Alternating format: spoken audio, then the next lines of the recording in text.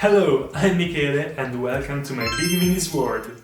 I started this hobby many years ago, when one afternoon my dad came home with the first volume of the Lord of the Rings collection by Games Workshop. Since then, I painted a lot of miniatures and collected even more. 5 or 6 years ago, I then discovered Warhammer, and more specifically Warhammer Age of Sigmar.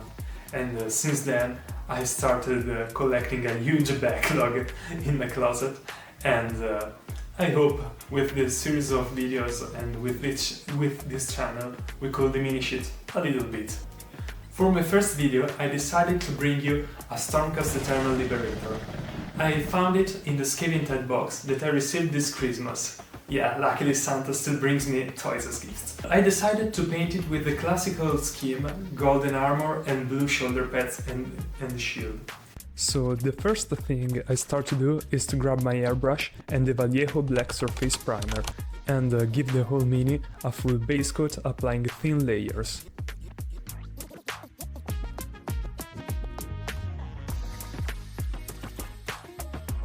As first layer I like to use the Citadel Retributor armor.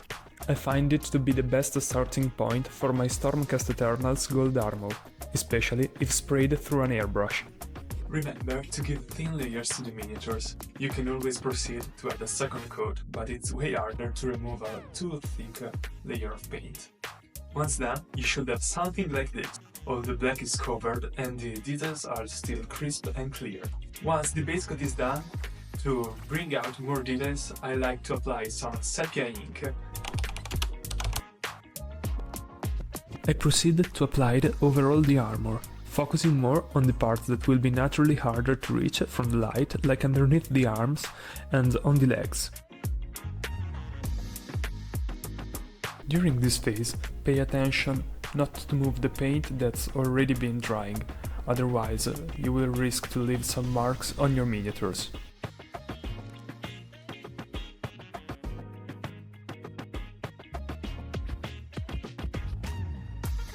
Once the shadows were in place, it was time to bring light to this shiny armor, so I started applying Vallejo gold using a makeup brush and the dry brush technique.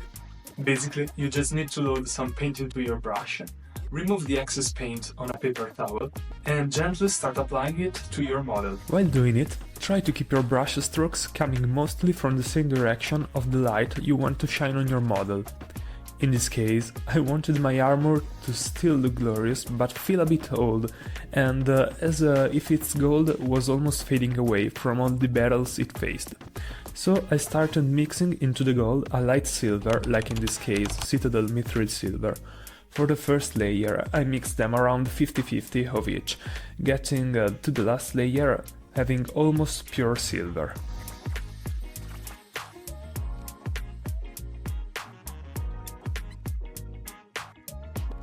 I've always loved to paint miniatures, and even though as a child I would have shared this interest with someone, but I had no one to share it with because all the hobby stores and Warhammer shops were very far from home and I had not the possibility to reach them.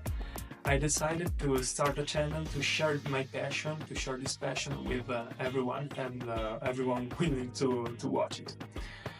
Later I was very busy, work and university kept me very busy, so I had no time, not much to give to the hobby.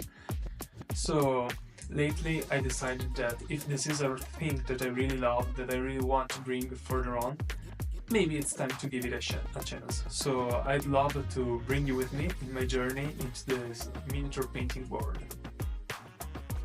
To obtain a richer gold after all the highlights, I applied some diluted down sepia ink in the shadows areas.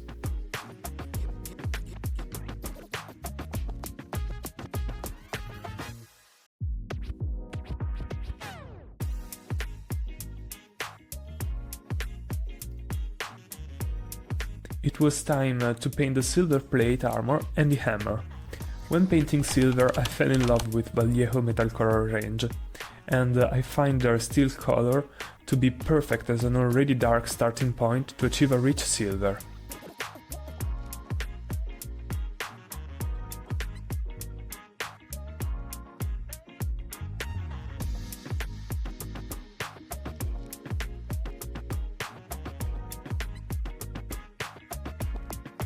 After applying the base coat, I wanted to better define the line between each scale and the shadows on the armor. So I took the most classical black wash, Nuln Oil, but this time I mixed it with some blue ink at around a 50-50 dilution, to give to the silver a bit of that Sigmar blue tone.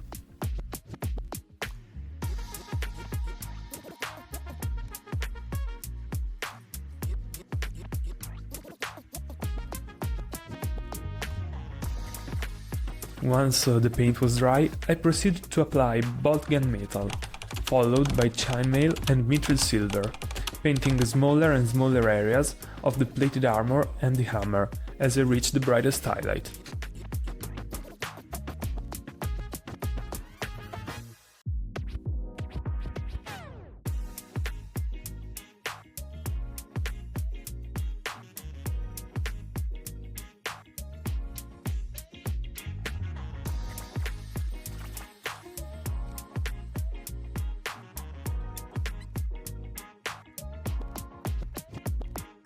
To finish it up, I found some areas that were too bright, so I dipped the point of the brush in the previous wash and unloaded most of it on a paper towel, then proceeded to gently apply it.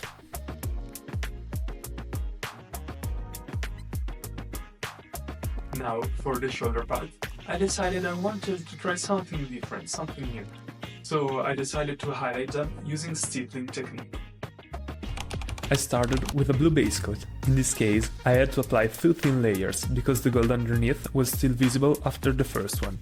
That's one of the downsides of having your mini fully base coated with metallic colors. The colors you apply on top of them tend to slip away.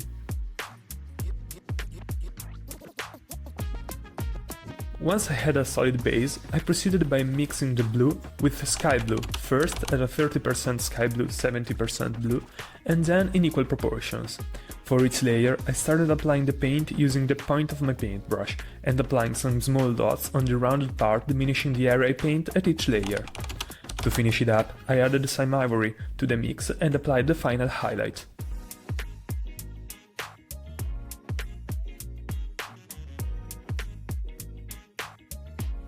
Once I finished highlighting the shoulder pads, I wasn't really happy with what I had, so I decided to went back, take my wet palette, dilute down some paint and apply some thin glazes to all the transition areas to smoothen out a bit the result. I then used the same colors and the glazing technique to also paint the main body of the shield and found a gradient that I got pretty satisfying. I painted the white parts of the shield and of the shoulder pads, starting with ivory and building it up to a white.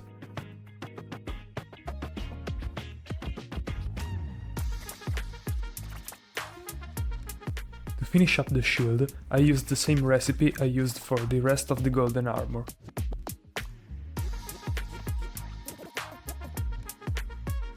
Now, there were only a few things left to paint before starting basing our mini, like the black cloth underneath the armor,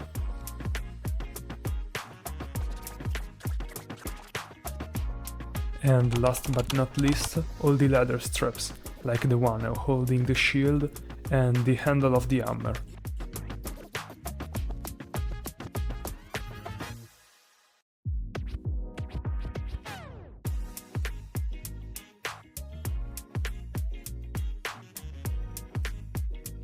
This time, for the base, I wanted to do something different from the classical terrain basing materials, the classical texture from Games Workshop. So I decided it was finally time to evolve my basing game and go to a local DIY shop to buy some bark. Unluckily, the only thing I was able to find was a 60 liters bag of bark, so basically generational wealth basing materials. I started applying some super glue to the base and sticking to it the bark I got. Then with some Vinaville I applied small rocks and sand to the base. And here's the final result. It was now time to apply some paint. I started with some Codex Grey and then I applied some brown to the edges to simulate like a muddy texture. To give it a more of a realistic look, I grabbed some green and orange paint, thinned them down at a glaze consistency, and then started applying them to simulate like if there was some moss or something growing out of it.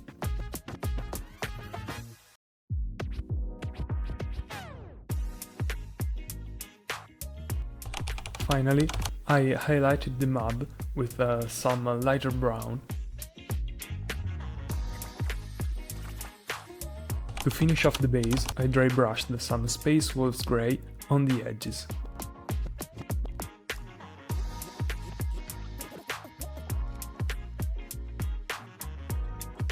Once attached the miniature to the base, the only thing now left to do was to paint the rim black.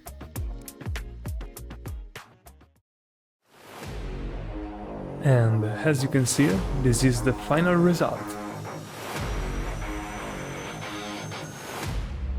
Thanks for watching, and if you liked the video, please consider to leave a like and subscribe.